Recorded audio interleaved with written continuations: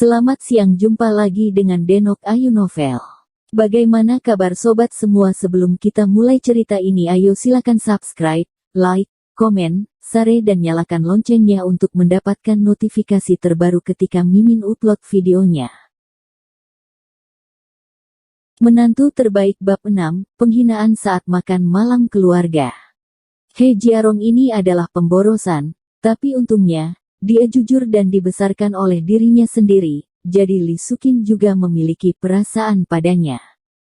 Meski dinikahkan sedikit dirugikan oleh putrinya, namun sekarang sudah terlaksana, ia hanya berharap agar putrinya dan dirinya bisa segera memiliki anak, dan ia serta istrinya bisa menggendong cucu. Bu, aku akan membicarakannya nanti. Jiang Yan menunduk dan berkata dengan dingin. Aku berbalik dan berkata, "Nak, kamu telah menikah selama hampir 2 tahun." Lee Sukin berkata dengan cemas. Jiang Yan tidak menjawab lagi, mengganti sepatunya dan berbalik dan pergi ke kamar tidur. Lin Yu di kamar mandi sedang menyikat sepatunya sambil menyeka mimisan berpikir tentang wajah halus Jiang Yan dan sosok jahat, dia pasti akan merasa sedikit emosional.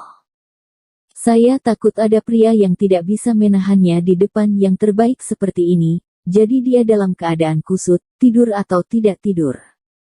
Pergi tidur, bagaimanapun juga dia adalah istri orang lain, jangan tidur, sekarang dia adalah suaminya dalam nama, dan jika mereka tidak membantu, dia dan He Jiarong mungkin tidak memiliki anak dalam hidup mereka. Mengingat bahwa dia juga seorang pemuda yang luar biasa di kota Qinghai yang telah melakukan yang terbaik untuk memperjuangkan keadilan selama hidupnya, maka pada akhirnya dia bertekad untuk membantu orang lain. Setelah menyelesaikan pekerjaannya, dia membersihkan diri dan pergi ke kamar tidur dengan perasaan gugup. Jiang Yan sudah terbaring di tempat tidur dengan piyamanya, dan sebuah tempat tidur diletakkan di tanah. Lin Yu terkejut sedikit. Dia mengangkat kepalanya dan melirik Jiang Yan, yang berkonsentrasi bermain dengan ponselnya. Melihat bahwa dia bahkan tidak bermaksud menjelaskan, dia tidak bisa menahan senyum. Tidak heran He Jiarong telah tidur di tanah selama hampir 2 tahun menikah dan tanpa anak. Pantas saja dia sedikit risih saat menjabat tangan Jiang Yan hari ini, mungkin mereka jarang berpegangan tangan. He Jiarong ini benar-benar luar biasa. Lin Yu menghela nafas dengan menyesal, sepertinya dia tidak bisa membantu orang lain kali ini, jadi dia harus berjalan dan berbaring di lantai. Matikan lampunya, Jiang Yan berkata dengan dingin. Tutup itu. Lin Yu benar-benar merasa seperti dia telah kembali ke asrama universitas. Dalam beberapa hari berikutnya, saat mengunjungi ibunya, Lin Yu akhirnya memahami informasi pria ini dengan mengetuk orang-orang di sekitar He Jiarong. Ternyata He Jiarong adalah seorang yatim piatu. Ia diadopsi oleh Lee Sukin saat ia berusia 3 tahun. Kemudian ia menikah dengan Jiang Yan saat ia besar nanti. Adapun mengapa Jiang Yan setuju, tidak diketahui. Melihat melalui ponsel He Jiarong, Lin Yu menemukan bahwa jaringan sosialnya sangat sederhana. Selain dari kontak dekat dengan 2 cakram pornografi, ia memiliki sedikit teman. Dia koma selama 2 bulan, dan bahkan 2 penjual CD tidak memiliki kontak, tetapi Lin Yu merasa bahwa hubungan antara orang-orang itu sederhana, yang menyelamatkannya dari banyak masalah. Mungkin hubungan darahnya sangat luar biasa setelah melihat Lin Yu di kulit He Jiarong, ibu Lin Yu merasa sangat baik, dan dia menepis gagasan untuk bunuh diri dan mengakui bahwa dia adalah anak baptis. Melihat suasana hati ibunya stabil, Lin Yu juga sangat lega. Selanjutnya, dia harus menemukan cara untuk membayar kembali uang Huang Mao, tetapi agak sulit untuk mengumpulkan begitu banyak uang sekaligus. Setelah Lin Yu kembali dari ibunya di sore hari, Jiang Yan telah kembali dan melihat ke cermin untuk merias wajahnya. Orang tua dan ibu mertua juga ada di rumah, dan mereka semua berganti pakaian yang lebih formal. Kenapa kamu kembali? Cepat ganti baju. Hari ini menantu baru pamanmu dipromosikan.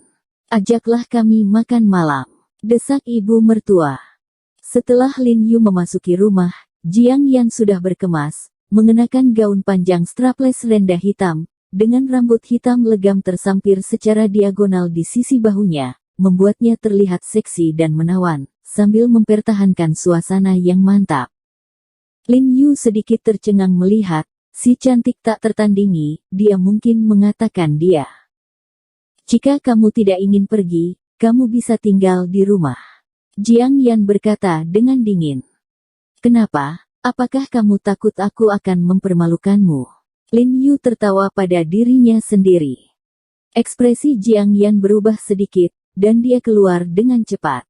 Lin Yu bukanlah seseorang yang tidak memiliki penglihatan.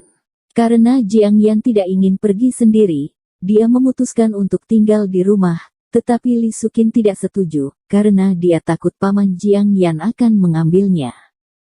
Lin Yu harus pergi bersamanya, tetapi dia tahu bahwa Jiang Yan tidak terlalu senang. Feng Hualu adalah restoran kelas atas yang khas di kota Qinghai. Mampu menjamu tamu di tempat seperti itu menunjukkan bahwa menantu dari rumah paman Jiang Yan ini memang mampu. Ketika Lin Yu dan yang lainnya tiba, mereka dibawa ke ruang pribadi besar dengan meja bundar ganda di lantai atas. Kerabat pada dasarnya ada di sana. Siapa nama Jiang Yan?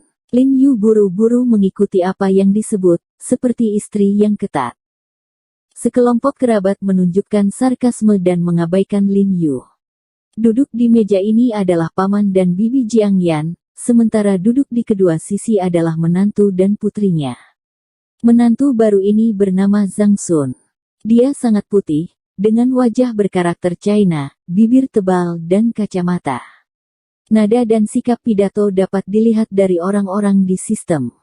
Terima kasih kepada semua kerabat, orang tua, saudara laki-laki dan perempuan yang telah menunjukkan wajah mereka. Saya akan melakukannya dulu.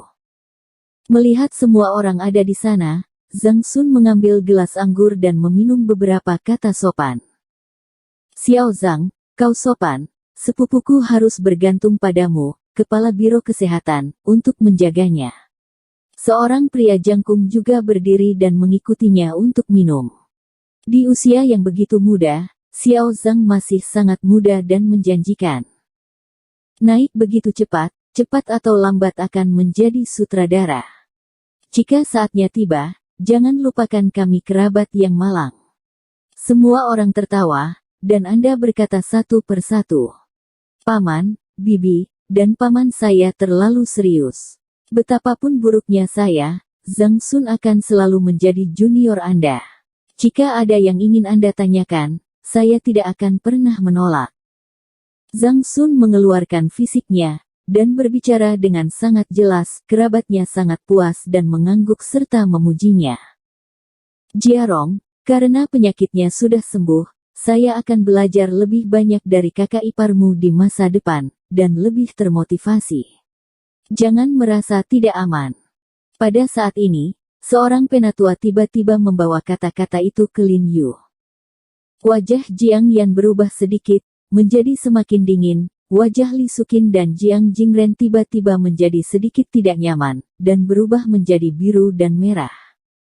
Mereka berdua adalah menantu laki-laki, jadi mengapa ada perbedaan besar antara menantu laki-laki saya sendiri dan yang lainnya?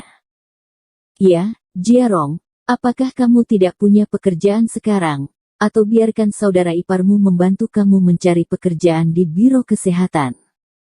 Bibi Jiang Yan berkata dengan sikap yang sedikit sombong bahwa dia tidak sabar untuk melihat keponakannya, yang membuat suaminya lebih memilih Jiang Yan selama hidupnya.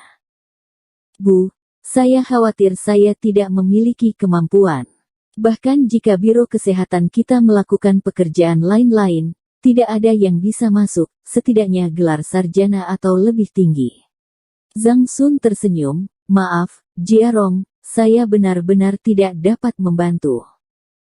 Lin Yu mengangguk dan tersenyum, berpikir bahwa dia memang anggota sistem, tidak membunuh darah. Kalau begitu, Anda tidak bisa bermalas-malasan di rumah, Anda tidak bisa selalu membiarkan istri Anda sendiri yang membesarkannya, begitu saja. Saya kenal seorang kontraktor yang kekurangan batu bata di lokasi konstruksi. 180 sehari, saya akan membantu Anda menghubungi Anda ketika saya kembali.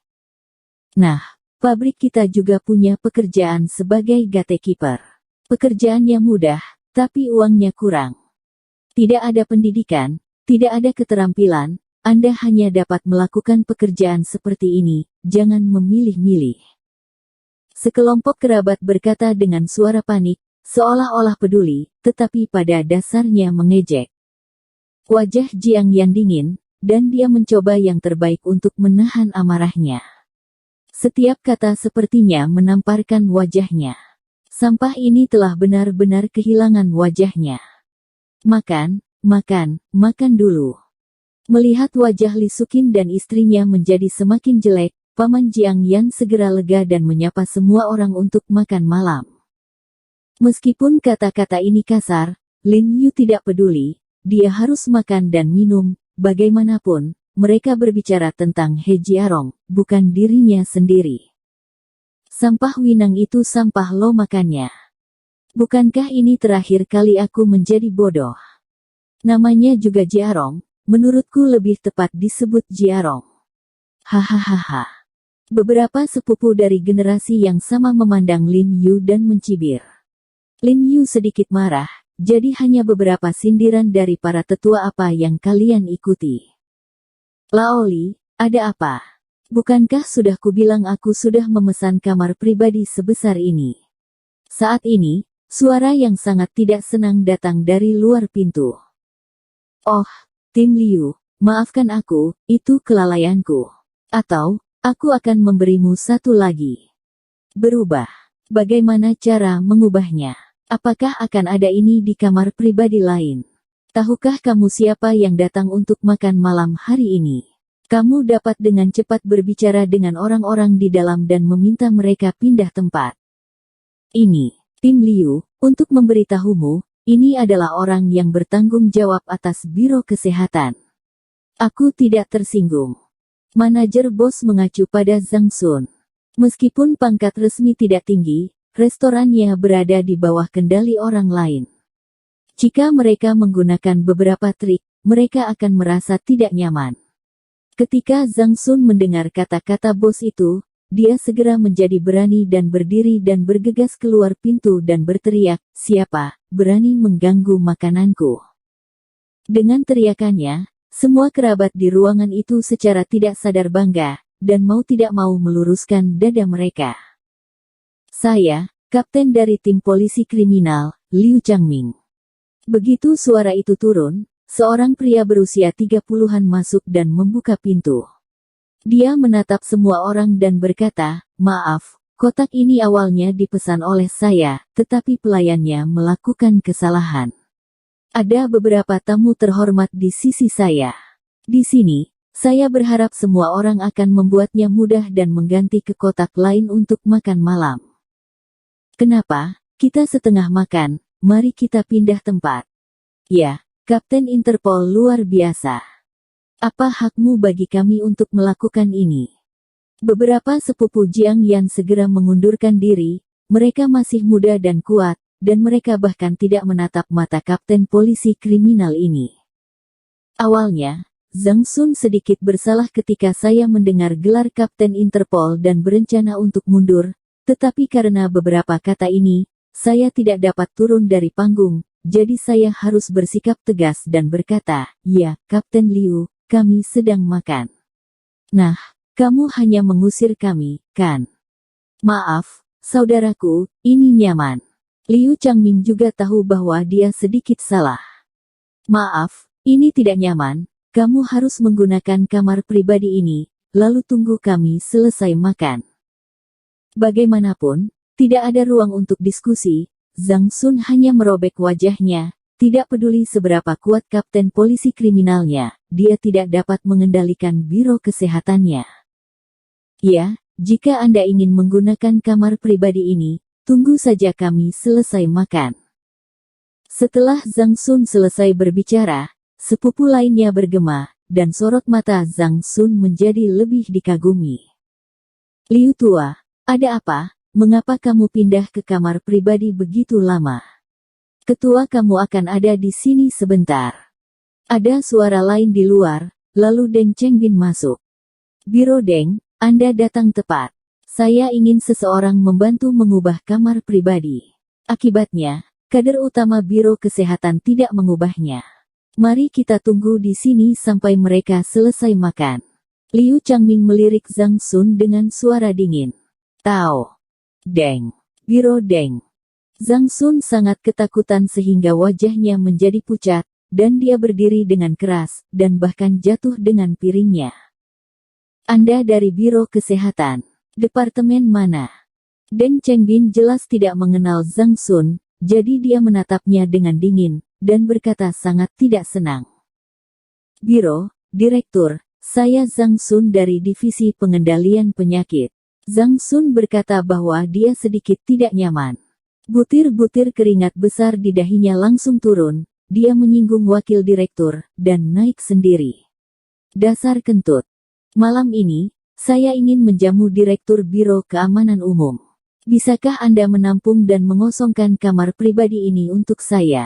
Kata Deng Chengbin dengan ekspresi agung. Tentu saja bisa, tentu bisa.